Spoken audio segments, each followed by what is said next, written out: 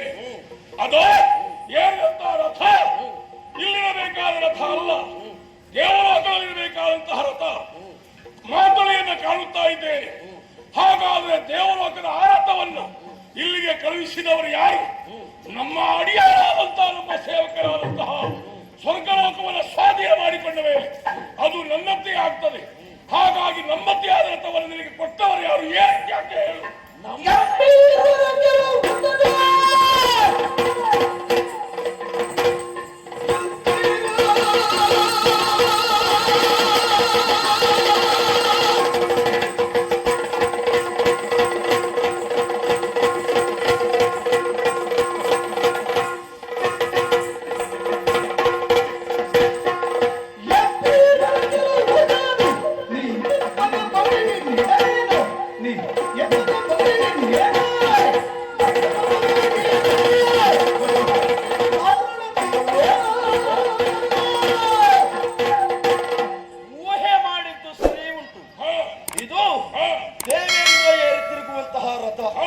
ಇದುವರೆಗೆ ನಾನು ಹೋರಾಟ ಮಾಡುವ ಕಾಲಕ್ಕೆ ಭೂಮಿಯನ್ನೇ ರಥವಾಗಿಸಿಕೊಂಡು ಆಕಾಶವನ್ನೇ ಶ್ವೇತಛತ್ರವಾಗಿಸಿಕೊಂಡು ಸುತ್ತಮುತ್ತಲು ನನ್ನನ್ನು ಪ್ರೀತಿಸುವವರನ್ನ ಆಯುಧವನ್ನಾಗಿಸಿಕೊಂಡು ಹೋರಾಟವನ್ನು ಮಾಡಿದವನಿದ್ದೇನೆ. ಬಂದು ನೀನೀಗ ಆಡಿದ ಮಾತು ಸಮಯೋಚಿತವಾದಂತಹ ಮಾತು. ನಿನ್ನನ್ನ ಕೊಲ್ತೇನೆ, ಅವನನ್ನ ಗೆಲ್ತೇನೆ, ಎರಡೂ ನಿನ್ನ ಜೀವನದಲ್ಲಿ ಆಗದೇ ಇದ್ದಂತಹ ವಿಚಾರ. ದೇವೇಂದ್ರನನ್ನ ಗೆಲ್ಲುವುದಕ್ಕೆ ಬೇಕಾಗಿ ಈಗಲ್ಲ, ಬಹಳ ಸಮಯದ ಹಿಂದೆ ನೀನು ಹೋದವ, ದೇವೇಂದ್ರನಲ್ಲಿ ಕೈ ಸೋತವ. ಆ ಕಾಲಕ್ಕೆ ನಿನಗೆ ದೇವೇಂದ್ರನನ್ನ ಏನು ಮಾಡುವುದಕ್ಕಾಗಲಿಲ್ಲ. ಯಮಧರ್ಮರಾಯ ಬಂದು ನಿನ್ನ ತಲೆಯ ಮೇಲೆ ಬಡಿದು ಕೊಲ್ತೇನೆ ಅಂತ ಮುಂದಾದ ಕಾಲಕ್ಕೆ ಬ್ರಹ್ಮದೇವನ ಪ್ರತ್ಯಕ್ಷರಾಗಿ ಇವನನ್ನು ಕೊಲ್ಲುವುದಕ್ಕಿದು ಸಂದರ್ಭವಲ್ಲ, ಆ ಕ್ಷಣಕ್ಕೆ ತಡೆದವನಿದ್ದಾನೆ. ನಿನ್ನನ್ನು ಬಂಧಿಸಿದ ಕಾಲಕ್ಕೆ ನಿನ್ನ ಮಗನಾದಂತಹ ಮೇಘನಾದ ಅಲ್ಲಿಯವರೆಗಾಗಿ ಬಂದು ಮಾಯಕವನ್ನು ಮುಸುಕಿ ನಿನ್ನನ್ನು ಬಿಡಿಸಿಕೊಂಡು ಬಂದವನಿದ್ದಾನೆ. ಮತ್ತೆ ದೇವತೆಗಳು ನಿನ್ನ ಅಡಿಯಾಳಾಗಿದ್ದಾರೆ ಎನ್ನುವುದಕ್ಕೆ ಅದು ದೇವರು ಕೊಟ್ಟಂತ ವರದ ಪ್ರಭಾವದಿಂದ 1 ಕೋಟಿ ಆಯುಷ್ಯವನ್ನ ಬ್ರಹ್ಮದೇವರಿಂದ ನೀನು ಪಡೆದವನಿದ್ದೀಯ. 10,000 ವರ್ಷಗಳ ಕಾಲ ಸತತವಾಗಿ ತಪಸ್ಸನ್ನು ಮಾಡುವುದರ ತನ್ಮೂಲಕವಾಗಿ 1,000 ವರ್ಷಕ್ಕೆ ಒಂದೊಂದು ತಲೆಯನ್ನು ಕಳೆದುಕೊಳ್ಳುವುದರ ತನ್ಮೂಲಕವಾಗಿ 10,000 ವರ್ಷಕ್ಕೆ ನಿನ್ನ 10ನೇ ತಲೆಯನ್ನು ಕಳೆದುಕೊಳ್ಳುವ ಕಾಲಕ್ಕೆ ವಿಧಾತ ಒಲಿದು ಬಂದ ನಾಗಯಕ್ಷ ಸುಪರ್ಣಾದಿಗಳಿಂದ ತನಗೆ ಮರಣ ಬರಬಾರದು ಎನ್ನುವುದಾಗಿ ಕೇಳಿಕೊಂಡವನೇನು. ನರ ವಾನರರು ನನಗೆ ನುರಜಿಗೆ ಸಮಾನ ಅಂತಹ ನೀನೇ ಆಡಿದಂತಹ ಮಾತು. ಜೊತೆಗೆ ಇಲ್ಲಿಯವರೆಗೆ ಬಂದು ದೇವತೆಗಳನ್ನ ಗೆಲ್ತೇನೆ ಅಂತ ಹೇಳಿದ್ರೆ ನಿನಗದು ಸಾಧ್ಯವಾಗದಂತಹ ವಿಚಾರ. ಅಯ್ಯ, ಅಲ್ಲದೇ ಇದ್ರೆ ಇದುವರೆಗೆ ಹೋರಾಟವನ್ನು ಮಾಡಿದ್ರ ತನ್ಮೂಲಕವಾಗಿ ರಾವಣನ ಸುತ್ತಮುತ್ತ ಇದ್ದವರನ್ನು ಎಲ್ಲರನ್ನ ಕಳೆದುಕೊಂಡವನೇನಿದ್ದೀಯ. ಆದ್ರೆ ಪೆಟ್ಟು ತಿಂದವ ಮತ್ತೆ ಯುದ್ಧಕ್ಕೆ ಬರ್ತಾನೆ ಅಂತಾದ್ರೆ ಜಾಗ್ರತೆ ಮಾಡಬೇಕಾದವ ಎದುರಿಗಿದ್ದವ. ಯಾಕೆ ಕೇಳಿದ್ರೆ ರಕ್ಕಸರು, ನಿನ್ನ ತಾಯಿ ರಕ್ಕಸಿ ಇದ್ದಾಳೆ, ನಿನ್ನ ಅಪ್ಪ ವಿಶ್ವವಸು ಬ್ರಾಹ್ಮಣನಾದ್ರೂ ಕೂಡ ಅಪ್ಪನ ದಾರಿಯನ್ನು ನೀನು ಹಿಡಿದವನಲ್ಲ, ರಕ್ಕಸಿ ಪ್ರವೃತ್ತಿಯನ್ನು ಹಿಡಿದವನಿದ್ದೀಯ. ಮಾಯಾ ಮಾಟ ಮಂತ್ರಗಳೆಲ್ಲವನ್ನ ಕರಗತವನ್ನ ಮಾಡಿಕೊಂಡು ಬಂದವನಿದ್ದೀಯ. ನಿನ್ನ ಮಗನಾದಂತಹ ಇಂದ್ರಜಿತು ಮೂಲ ನಿಕುಂಬಿಳೆಯನ್ನ ಸೇರಿ ಎಂತಹ ಮಾರಣತ್ವರವನ್ನು ಮಾಡುವುದಕ್ಕೆ ಮುಂದಾದ್ರು. ನನ್ನ ತಮ್ಮನಾದಂತಹ ಲಕ್ಷ್ಮಣ ಆತನನ್ನು ಕೊಂದು ಮುಗಿಸಿದ್ದಾನೆ. ಇಂದು ನಮ್ಮನ್ನ ಗೆಲ್ಲುವುದಕ್ಕೆ ಯಾವ ಮಾಟ ಮಂತ್ರ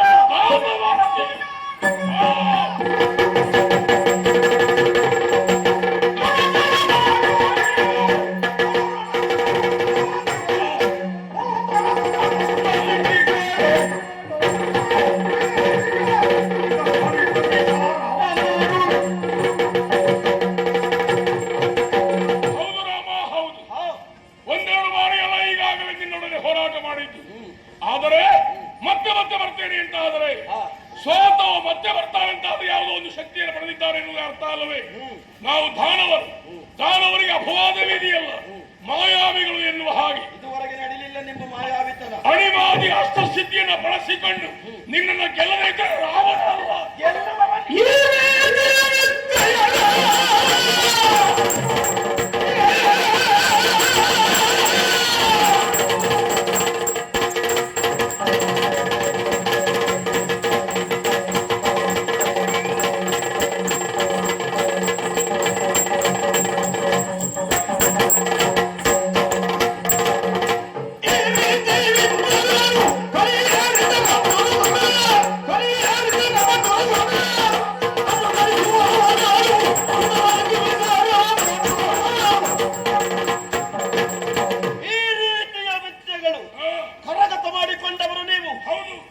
ಅರ್ಥವಿಸಿಕೊಂಡಿದ್ದೇನೆ. ಸರಿ. ಮಾಟ ಮಂತ್ರ ಅಂದಾಗ ನನ್ನ ಹುಟ್ಟಿನ ಕುರಿತಾಗಿ ಪ್ರಶ್ನೆಯನ್ನ ಮಾಡಬಹುದು. ನಾನು ಹುಟ್ಟಿದ್ದು ಮಾಯಕದಲ್ಲಿ ಅಂತ ನೀನು ತರ್ಕಿಸಬಹುದು. ಮಾಟ ಮಂತ್ರ 64 ವಿದ್ಯೆಗಳಲ್ಲಿ ಅದು ಒಂದು. ಸರಿ. ಆದರೆ ಚುಚ್ಚುವುದು ಅಂತಿರ್ತದೆ, ಕ್ರಮ ಯಾವುದು ಅಂತ ಯೋಚಿಸಬೇಕು. ಅಲ್ಲದೇ ಇದ್ರೆ ಸುಮ್ಮನೆ ಕುಳಿತಂತಹ ವ್ಯಕ್ತಿಗೆ ಒಬ್ಬ ಹೋಗಿ ಚುಚ್ಚುತ್ತಾರೆ, ಅವ ಶಿಕ್ಷಾರ್ಹ. ಹಾಗಂತ ನಮ್ಮ ಮನೆಯ ಹೆಣ್ಮಕ್ಕಳು ಚಂದ ಕಾಣಬೇಕು ಅಂತ ಅಕ್ಕ ಸಾಲಿಗೆ ಬಂದು ಕಿವಿಯನ್ನ ಚುಚ್ಚುತ್ತಾರೆ, ಅದು ಬಹುಮಾನಾರ್ಹ. ಹಾಗಂತ ಯೋಚಿಸುವುದ್ರೆ ನನ್ನ ಹುಟ್ಟು ಋಷ್ಯಶೃಂಗಮನಿಯಿಂದ ವಸಿಷ್ಠರ ನಿರ್ದೇಶನದಂತೆ ಆದದ್ದು ಲೋಕ ಕಲ್ಯಾಣಕ್ಕೆ ಬೇಕಾಗಿ, ಲೋಕದ ಒಳಿತಿಗೆ ಬೇಕಾಗಿ, ಸತ್ಪುತ್ರನನ್ನು ಪಡೆಯುವುದಕ್ಕೆ ಬೇಕಾಗಿ ನನ್ನಪ್ಪ ದಶರಥ ಚಕ್ರವರ್ತಿ ಪುತ್ರ ಕಾಮೇಷ್ಟಿಯನ್ನು ಮಾಡುವುದರ ಮೂಲಕವಾಗಿ ನಾವು ಹುಟ್ಟಿ ಬಂದವರಿದ್ದೇವೆ. ಇದುವರೆಗೆ 3 ಬಾರಿ ನನ್ನಲ್ಲಿಗೆ ಹೋರಾಟಕ್ಕಾಗಿ ಬಂದವ, ನಿನಗೆ ಗೆಲ್ಲುವುದಕ್ಕೆ ಸಾಧ್ಯವಾಗಲಿಲ್ಲ. ಪ್ರಥಮ ಬಾರಿಗೆ ಸುವೇಲಾದ್ರಿಗೆ ಬಂದು ನಿನ್ನ ಶ್ವೇತ ಛತ್ರವನ್ನ ಭಂಗ ಮಾಡಿದವ ನಾನಿದ್ದೇನೆ. ಒಬ್ಬ ಮಹಾರಾಜನೋ ಒಬ್ಬ ಚಕ್ರವರ್ತಿಯೋ ಆಡಳಿತಗಾರನು ಬದುಕಿರುವ ಕಾಲಕ್ಕೆ ಅವನ ಶ್ವೇತ ಛತ್ರ ಭಂಗವಾಯಿತು ಅಂತಾದ್ರೆ ಮತ್ತೆ ಪೃಥ್ವಿಯಲ್ಲಿ ತ್ವರ ಎನಿಸಿಕೊಳ್ಳುವುದಕ್ಕೆ ಆತ ಸಾಧ್ಯ ಇಲ್ಲ. ಮತ್ತೊಮ್ಮೆ ನಿನ್ನ ಕಿರೀಟವನ್ನು ಹಾರಿಸಿದ್ದೇನೆ, ಮತ್ತೊಮ್ಮೆ ನಿನ್ನಲ್ಲಿರುವಂತಹ ಬಟ್ಟೆಯನ್ನೆಲ್ಲ ಹಾಗೆ ಹೋಗಿದ್ದೇನೆ, ಹಾಗೆಲ್ಲ ಬೆತ್ತಲೆ ಹೋಗಿದ್ದೇನೆ. ನಿನ್ನ ಬಟ್ಟೆ ಕಳಚಿಕೊಂಡು ಓಡಿ ಹೇಗೂ ಹೋಗ್ಬೋದು ಅಂತ ನಿನ್ನ ನೋಡಿ ಕಲಿಬೇಕು.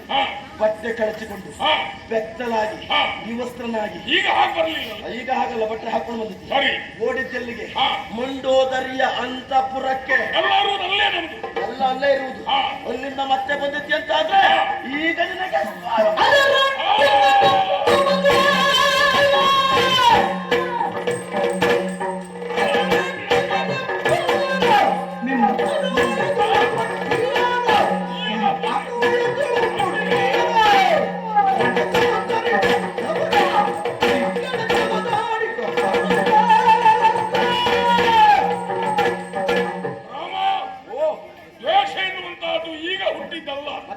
ನೀನು ಹುಟ್ಟುವ ಮೊದಲೇ ಸೂರ್ಯವಂಶರಿಗೂ ನಮಗೂ ದ್ವೇಷ ಎನ್ನುವಂತಹದ್ದು ಹುಟ್ಟಿದೆ. ಯಾವ ದ್ವೇಷ?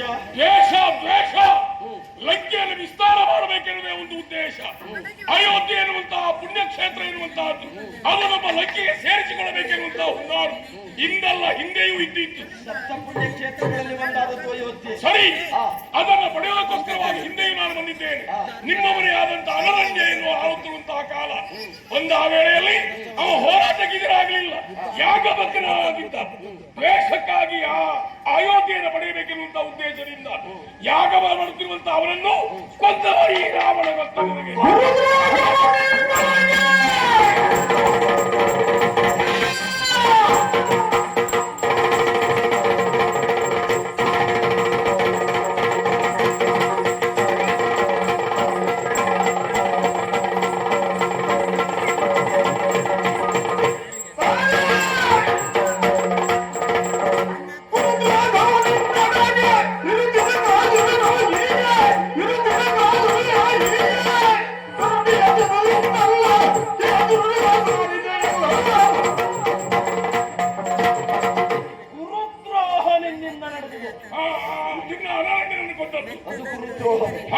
ಯಾವ ಗುರು? ಗುರು ಎನ್ನುವ ಶಬ್ದಕ್ಕೆ ವಿದ್ಯೆಯನ್ನು ಹೇಳಿಕೊಟ್ಟವ ಎನ್ನುವ ಒಂದು ಅರ್ಥ ಬರ್ತದೆ. ಇನ್ನೊಂದು ದೊಡ್ಡದು ಅಂತ ಗುರುತರವಾದಂತಹ ಕಾರ್ಯವನ್ನು ಮಾಡಿದಾಗ ದೊಡ್ಡ ಕಾರ್ಯವನ್ನು ಮಾಡಿದವ ಅಂತ ಹೇಳ್ತಾರೆ. ಗುರುದ್ರೋಹವ ಅಂದ್ರೆ ಯಾವ ಮಾಡ್ತಾ ಇರುವಂತಹವರನ್ನ ಕೊಂದಿದ್ದೇನೆ ಎನ್ನುವ ಕಾರಣಕ್ಕಾಗಿ ದೊಡ್ಡ ಕಾರ್ಯವನ್ನು ಮಾಡುವ ಅವರನ್ನು ನಾನು ಕೊಂದದ್ದು ಗುರುದ್ರೋಹ. ವಿಶ್ವಾಮಿತ್ರನ ಲೋಕಮುಖದ ವಿಷ್ಣುವಸುವಿನ ಮಗನಾದಂತಹ ನೀನು ಯಜ್ಞ ರಕ್ಷಕನಾಗಿ ಯಜ್ಞವನ್ನು ಉಳಿಸುವಂತಹ ಕಾರ್ಯದಲ್ಲಿ ನೀನು ಮುಂದಾಗಬೇಕಿತ್ತು. ಮಾಡಲಿಲ್ಲ. ನಾನು ಅದನ್ನು ಯಜ್ಞ ಮಾಡುತ್ತಿರುವಂತಹ ಅನರಣ್ಯಕನನ್ನ ದಿಗ್ವಿಜಯಾರ್ಥಿಯಾಗಿ ಹೋದಂತಹ ನೀನು ಅವನಲ್ಲಿ ಹೋರಾಟಕ್ಕೆ ಸರಿ ಕರೆದೆ, ಬರಲಿಲ್ಲ. ಯಜ್ಞ ಪೂರ್ಣಾಹುತಿಯಾದ ಮೇಲೆ ಹೋರಾಟಕ್ಕೆ ಬರ್ತೇನೆ ಅಂತ ಹೇಳಿದ್ದಾನೆ. ಆ ಕಾಲಕ್ಕೆ ನಿಮಗೆ ತಾಳ್ಮೆ ಇರಲಿಲ್ಲ. ಹೋಗಿ ಅವನ ಸಾಯವಾಗಿ ಹೇಳಿದ್ದಾನೆ, ಕತ್ತರಿಸಿದವನ ರುಂಡ ಮೇಲೆ ಹೋಗಿ ಕೆಳಗೆ ಬೀಳುವುದರೊಳಗೆ ನಮ್ಮ ಕುಟುಂಬದವರೇ ಬರ್ತಾರೆ ಅಂತ ಹೇಳಿದ್ದ. ಆಗಲ್ಲ, ನನ್ನಿಂದ 21 ತಲೆಮಾರಿಗೆ ಹುಟ್ಟಿ ಬರುವಂತಹ ದಾಶರಥಿ ರಾಮನಿಂದ ನಿನ್ನ ಮರಣ ಅಂತ ಹೇಳಿದವನಿದ್ದಾನೆ. ಶಬ್ದ ಕೇಳಿಲ್ಲ ನೀನ್ ಕೇಳಿಸ್ಕೊಳ್ಳಿಲ್ಲ, ನಿನಗೆ ಬೇಕಾದದ್ದು ಮಾತ್ರ ಕೇಳಿ. ನಮ್ಮ ಕುಟುಂಬದವರು ಬರ್ತಾರೆ ಅಂತ ಹೇಳಿದ್ದಲ್ಲ ಅಷ್ಟೇ. ಹೌದಾ? ಕಾಯ್ತಾ ಇದ್ದೆ ನಾನು. ಅವನಿಂದ ಹಾ. ಅದೆಷ್ಟೋ 20 ತಲೆಮಾರು ಕಳೆದ್ರು ಕೂಡ ಹಾ. ಅವರು ಬಂದು ನಿನ್ನನ್ನು ಹುಡುಕುವುದಕ್ಕೆ ಮುಂದಾಗಿಲ್ಲ. ಹಾ. 21ನೇ ತಲೆಮಾರಿಗೆ ಹಾ. ದಾಶರಥಿ ರಾಮನಾಗಿ ಹಾ. ಹುಟ್ಟಿ ಬಂದವನಾಗಿದ್ದೇನೆ. ಓಹೋ. ಯಾವ ಯಜ್ಞಕಂಟಕ ಕಾರ್ಯವನ್ನು ನೀನು ಮಾಡಿದೆಯೋ ಹಾ. ಅದೇ ಯಜ್ಞದಿಂದ ಹಾ. ಅಗ್ನಿದೇವರಿಂದ ದತ್ತವಾದ ಹಾ. ಪಾಯಸದಿಂದ ದಶರಥ ಚಕ್ರವರ್ತಿಗಳ ಹಾ. ಔರಸ ಪುತ್ರನಾಗಿ ನಾನು ಜನಿಸಿದ್ದೇನೆ. ಹಾ. ನಿನ್ನ ಮರಣಕ್ಕೆ ಬೇಕಾಗಿ ನಾನು ಬಂದಿದ್ದೇನೆ ಎನ್ನುವಂತ ಸೂಚನೆಯನ್ನ ಹಾ. ಹಲವು ಬಾರಿಗಳಿಂದ ನನಗೆ ನಾನು ಕೊಟ್ಟವನಿದ್ದೇನೆ. ಒಪ್ಪಿಲ್ಲ ಅವನ್ನ. ಒಪ್ಪಲಿಲ್ಲ. ಸರಿ. ವಿಶ್ವಾಮಿತ್ರರ ಹಾ. ಯಜ್ಞ ಸಂರಕ್ಷಣೆಗೆ ಹೋದ ಕಾಲಕ್ಕೆ ತಾಟಕಿ ಸುಬಾಹುವನ್ನ ಕೊಂದಂತ ನನಗೆ ಹಾ. ಮಾರೀಚನನ್ನು ಕೊಲ್ಲುವುದು ದೊಡ್ಡ ವಿಚಾರವಾಗಿರಲಿಲ್ಲ. ಹಾ. ಒಂದೇ ಒಂದು ಬಾಣದಿಂದ ಹಾ. ಅವನನ್ನು ಲಂಕೆಗೆ ಹರಿಸಿದ. ಯಾಕೆ ಗೊತ್ತಾ? ಕಾರಣ ನಾನೊಬ್ಬ ಸಿದ್ಧ ಪುರುಷನಾದ ಸಿದ್ಧ ವ್ಯಕ್ತಿಯೊಬ್ಬ ನಾನಿದ್ದೇನೆ ಎನ್ನುವಂತ ವರ್ತಮಾನವನ್ನು ತಿಳಿದು ಹಾ. ಅನರಣ್ಯನನ್ನು ದುಡುಕುವುದಕ್ಕೆ ಬಂದ ಹಾಗೆ ಹಾ. ನಿನ್ನ ವಶದಲ್ಲಿದ್ದಂತಹ ಹಾ. ದಂಡಕಾರಣ್ಯಕ್ಕಾದ್ರೂ ನೀನು ಬರಬಹುದು ಎನ್ನುವಂತ ಉದ್ದೇಶದಿಂದ ಹಾ. ಹಾ. ಆಗಲು ನೀನು ಬರದಿದ್ದ ಕಾಲಕ್ಕೆ ಹಾ. ಆಮೇಲೆ ಹಾ. ಮಾತೆ ಕೈಕೆಯ ಮಾತಿಗೋಸ್ಕರ ನಾನು ಕಾಡಿಗೆ ಬಂದ ಮೇಲೆ ಹಾ. ಪಂಚವಟಿಯಲ್ಲಿ ಹಾ. 13 ವರ್ಷ ಕಾಲವನ್ನು ಕಳೆದಿದ್ದೇನೆ. ಸರಿ. ಆ ಕಾಲಕ್ಕೂ ಹಾ. ನೀನಲ್ಲಿಗೆ ಬರಲಿಲ್ಲ. ಹಾ. ದಂಡಕಾರಣದಲ್ಲಿದ್ದಂತಹ ಕರ ದೂಷಣ ತ್ರಿಶಿರಾದಿಗಳನ್ನ ಹಾ. ಮುಂದೆ ಮುಗಿಸಿದವನಾಗಿದ್ದೇನೆ. ಹೌದು. ಆ ಕಾಲಕ್ಕೂ ಹಾ. ನೀನು ಹುಡುಕಿ ಬರಲಿಲ್ಲ. ಬರಲಿಲ್ಲ. ಆಮೇಲೆ ಬಂದದ್ದು ಶೂರ್ಪನಖಿಯ ಪ್ರಕರಣ. ಹಾ. ನನ್ನಿಂದ 100 ಮಡಿ ಚೆಲುವ ತಮ್ಮನಿಗೆ ಪ್ರಾಯ ಉಂಟು, ಹಾ. ಅವನನ್ನು ಮದುವೆ ಆಗುವಂತ ಹೋಗಿ ಹೇಳಿದವನಿದ್ದೇನೆ. ಸರಿ.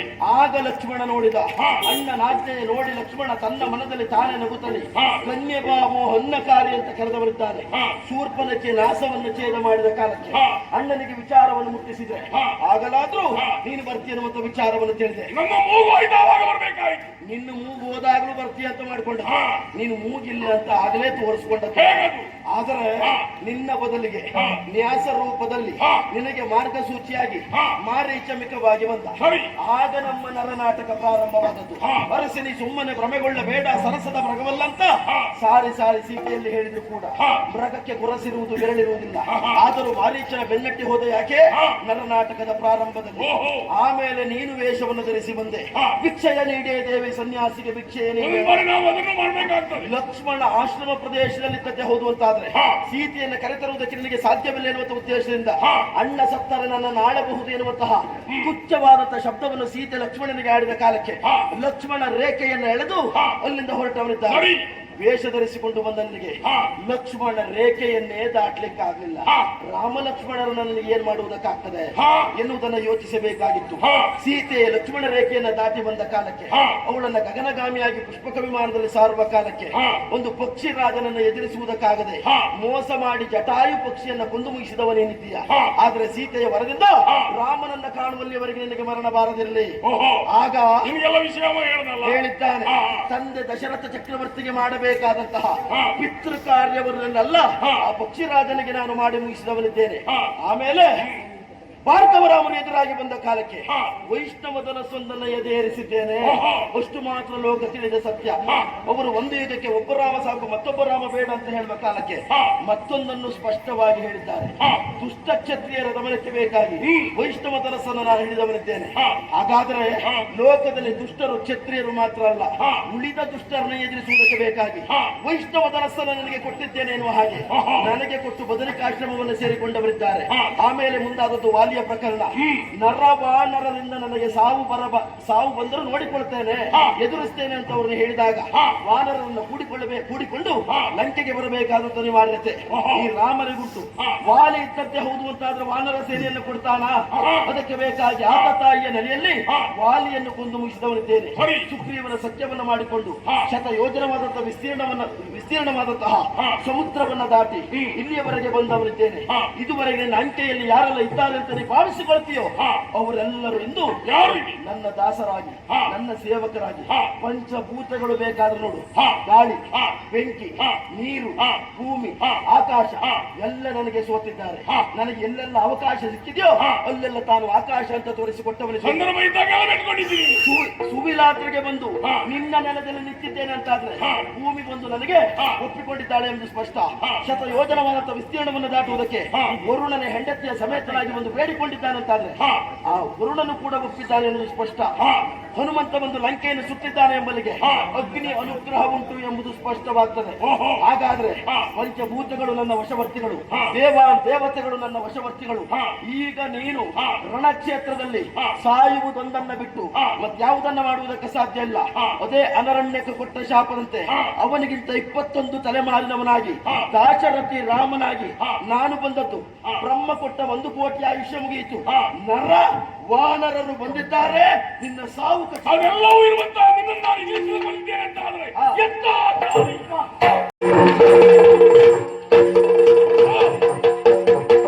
ರಾವಣ ಅಲ್ಲ ಇದು. ರಾವಣನಲ್ಲಿ ಎಷ್ಟೇ ಹೋರಾಟವನ್ನು ಮಾಡಿದ್ರು ಕೂಡ ಗೆಲುವೆನ್ನುವುದು ಅಸಾಧ್ಯ. ಎಷ್ಟೇ ಬಾಣವನ್ನು ಬಿಟ್ಟು ಅವನ ತಲೆಯನ್ನು ಕತ್ತರಿಸಿದ್ರು ಕತ್ತರಿಸಿದ ತಲೆಗಳು ಒಂದೊಂದಾಗಿ ಚಿಗುರುತ್ತಾ ಇದೆ. ಮಾತನೆಯನ್ನು ಕರೆದು ಹೇಳಿದ್ದೇನೆ, ದೇವೇಂದ್ರನಿಗೆ ಹೋಗಿ ರಥವನ್ನು ಒಪ್ಪಿಸು, ರಾವಣನನ್ನು ಗೆಲ್ಲುವುದಕ್ಕೆ ಸಾಧ್ಯ ಇಲ್ಲ ಅಂತ. ಮೊದಲೇ ವಿಭೀಷಣನಿಗೆ ಮಾತನ್ನು ಕೊಟ್ಟಿದ್ದೇನೆ, ಪಟ್ಟವನ್ನು ಕಟ್ಟುತ್ತೇನೆ ಎನ್ನುವುದಾಗಿ. ಯೋಚನೆ ಮಾಡಬೇಕಾದಂತ ಅಗತ್ಯ ಇಲ್ಲ. ನನ್ನದ್ದಾದಂತ ಅಯೋಧ್ಯೆಯ ಪಟ್ಟವನ್ನು ಲಕ್ಷ್ಮಣನಿಗೆ ಕೊಡ್ತೇನೆ ಅಂತ ಹೇಳಿದ ಕಾಲಕ್ಕೆ ಅಗಸ್ತ್ಯರೇ ಈ ಕಡೆಗಾಗಿ ಬಂದರು. ನಮ್ಮ ಕುಲಪುರೋಹಿತರ ಸಹೋದರರವರು ರಣಕ್ಷೇತ್ರಕ್ಕೆ ಯಾಕೆ ಬಂದರು ಅಂತ ಯೋಚಿಸಿದ ಕಾಲಕ್ಕೆ ನಿನ್ನಲ್ಲಿರುವಂತ ವಿಕ್ರಮ ಕಡಿಮೆಯಾಗಿ ರಾವಣನನ್ನು ಗೆಲ್ಲುವುದಕ್ಕೆ ಸಾಧ್ಯವಿಲ್ಲದಲ್ಲ. ನೀನು ದೇವನಾದ್ರೂ ಕೂಡ ನರನಾಗಿ ಬಂದವನೇನಿದ್ದೀಯ. ಅವ ಯಾರು ಕೇಳಿದ್ರೆ ದುಷ್ಟರಾದ್ರೂ ಕೂಡ ಬ್ರಹ್ಮ ಕುಲದಲ್ಲಿ ಜನಿಸಿದವ. ಆಂತರ್ಯದಲ್ಲಿ ನಿನಗೆ ಬ್ರಹ್ಮ ಹತ್ಯೆ ಪಾದಿಸ್ತದೆ ಎನ್ನುವ ಶಂಕೆ ಇದ್ದದ್ದರಿಂದಲೇ ಅವನನ್ನು ಹೋರಾಟದಲ್ಲಿ ಗೆಲ್ಲುವುದಕ್ಕೆ ಸಾಧ್ಯ ಇಲ್ಲ ಅಂತ ಹೇಳಿದ್ರು. ಅದರ ಪರಿಹಾರಕ್ಕೆ ಬೇಕಾಗಿ ಆದಿತ್ಯ ಕವಚ ಎನ್ನುವಂತ ಮಂತ್ರವನ್ನು ನನಗೆ ಉಪದೇಶಿಸಿದ್ದಾರೆ. ಶಾರ್ಕ ಧನಸ್ಸನ್ನ ಹಿಡಿದು ಇವನಲ್ಲಿ ಹೋರಾಟಕ್ಕೆ ಸಿದ್ಧನಾಗ್ತದೆ.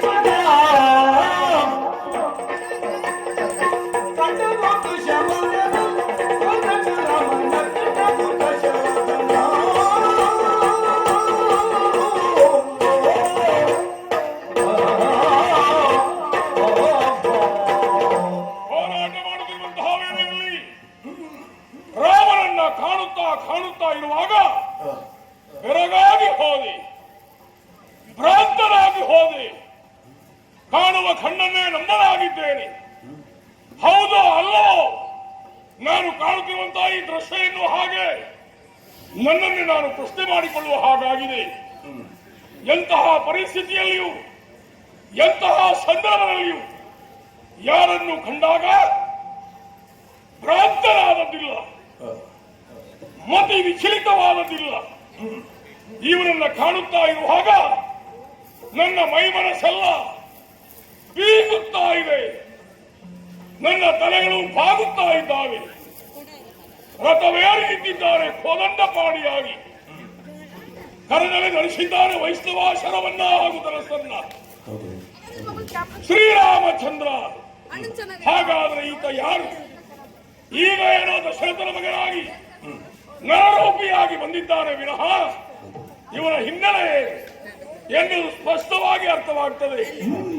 ಶೇಷಶಯನಾದಂತಹ ಶ್ರೀಮನ್ನಾರಾಯಣ, ಆದಿಪುರುಷನಾದಂತಹ ಈ ಶ್ರೀಮನ್ನಾರಾಯಣ ಅವತಾರಿಯಾಗಿ ರಾಮನಾಗಿ ಕಾಣುತ್ತಾನೆ ಅಂತಾದರೆ ಅವನನ್ನ ಕಾಣುವುದೇ ಒಂದು ಭಾಗ್ಯ ಅಲ್ಲವೇ?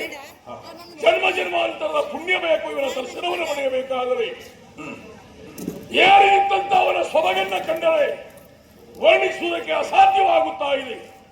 ವರ್ಣನಾತೀತವಾದಂತಹ ಅವನ ಸೌಂದರ್ಯ, ಅವನ ಅಂಗ ಆಕಾರಗಳ ವೈಭವಗಳು, ಅದನ್ನೆಲ್ಲವನ್ನ ಕಂಡರೆ ಹೋಲಿಸುವುದಕ್ಕೆ ಮತ್ತೊಂದು ಇದ್ದರೆ ಹೋಲಿಸಬಹುದಾಗಿತ್ತು, ಹೋಲಿಸುವುದಕ್ಕೆ ಮತ್ತೊಂದು ಇಲ್ಲ ಎನ್ನುವಾಗ ಇವರಿಗೆ ಸಾಮಾನ್ಯವಾದಂತಹ ವ್ಯಕ್ತಿತ್ವವುಳ್ಳವನಲ್ಲ. ಇವ ಯಾರ ಹೋಲಿಕೆಯೂ ನಿಲುಪುವನಲ್ಲ. ಅಳೆದರೆ ತಿಳಿಯುವುದಕ್ಕೆ ಸಾಧ್ಯವಾಗದಂತಹ ವ್ಯಕ್ತಿತ್ವ ಇವರದ್ದು. ಇವರನ್ನ ತಿಳಿಯದೆ ನಾನು ಏನೆಲ್ಲ ಮಾಡ್ತಾ ಇದ್ದೇನೆ. ಹಾಗಾದ್ರೆ ಇವರಲ್ಲಿ ಹೋರಾಟ ಮಾಡಿ ನಾನು ಗೆಲ್ಲುವುದಕ್ಕೆ ಸಾಧ್ಯ ಇದೆ? ಯಾವ ಕಾರಣಕ್ಕೂ ಸಾಧ್ಯ ಇಲ್ಲ. ಯಾವಾಗಲೂ ನಮ್ಮನ್ನು ಅನುಗ್ರಹಿಸಿ ಕಾಪಾಡುವಂತಹ ದೇವರನ್ನ ಎದುರಿಸುತ್ತೇನೆ ಅಂತ ಆದರೆ ಅದು ಮೂರ್ಖತನ ಅಂತ ಆದೀತು. ಹಾಗಾಗಿ ಇವರನ್ನ ಗೆದ್ದು ನಾನು ಬೀಗುತ್ತೇನೆ ಎನ್ನುವುದಕ್ಕಿಂತ ಇವರ ಮುಂದೆ ಬಾಗುವುದೇ ಒಳ್ಳೆಯದು. ಹಾಗಾಗಿ ಇವರು ಅಡಿದಾವರಿಗಾಗುತ್ತಾ ಇದ್ದೇನೆ.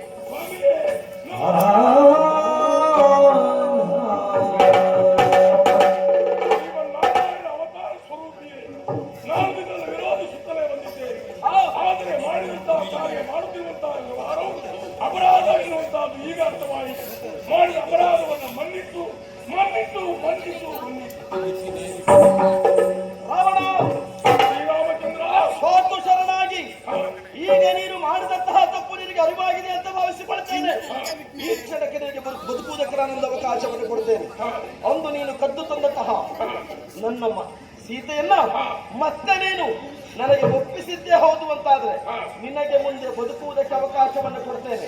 ಬೇಕಾದ್ರೆ ನಾನು ಕೂಡ ನಿನ್ನನ್ನು ಆಶ್ರಿತನಾಗಿಯೇ ಕಾಲವನ್ನೇ ಕಳಿತೇನೆ ಎನ್ನುವಂತಹ ಭರವಸೆಯನ್ನು ಕೊಡ್ತೇನೆ. ಕೊಡು ಸೀತೆಯನ್ನು. ಯಾವ ಕಾರಣಕ್ಕೂ ಸಾಧ್ಯವೇ ಇಲ್ಲ. ಯಾಕೆ ಈ ಪ್ರಕರಣ ಆಗುವುದಕ್ಕೆ ಕಾರಣ ಏನೆಂಬುದನ್ನು ಯೋಚನೆ ಮಾಡು. ಜಯ ವಿಜಯರಾದಂತಹ ನಾವು ಹೀಗಾಗುವುದಕ್ಕೆ ಕಾರಣವೇನು ಎನ್ನುವುದು ಚೆನ್ನಾಗಿ ನನಗೆ ಮನವರಿಕೆ ಆಗಿದೆ. ಸೀತೆಯನ್ನು ಕೆಣಕಿದಾಗಲೇ ಸೀತೆಯನ್ನು ತಂದಾಗಲೇ ನೀನು ಬರುತ್ತೀಯ. ನೀನು ಬಂದಾಗ ನಿನಗೂ ನನಗೂ ಸಂಘರ್ಷವಾಗ್ತದೆ. ಆವುಕೇಳವಾಗಿ ನನ್ನ ಜನ್ಮವನ್ನು ಕಳೆಯುವುದಕ್ಕೋಸ್ಕರವಾಗಿ ಕಾಯುತ್ತಾ ಇದ್ದವ ಈ ರಾವಣ. ಹಾಗಾದ್ರೆ ಸೀತಾ ವ್ಯಾಜ್ಯದ ಪ್ರಕರಣವೊಂದು ಕವಿಯ ಋಣವನ್ನ ರಾವಣ ತೀರಿಸಿಕೊಳ್ಳುವುದಕ್ಕೆ ಬೇಕಾಗಿ ಹೌದು ಸೀತೆಯನ್ನ ಕರೆ ತಂದಿದ್ದಾನಂತಾದ್ರೆ ಜಯ ವಿಜಯನಾಗಿ ಸೇರುವುದಕ್ಕೆ ಮತ್ತೊಂದು ಅವಕಾಶಕ್ಕೆ ನಾನು ಸ್ವರೂಪವಾಗಿ ನಾನೇ ನಿನ್ನನ್ನು ಕಳಿಸಿಕೊಂಡಿದ್ದೇನೆ.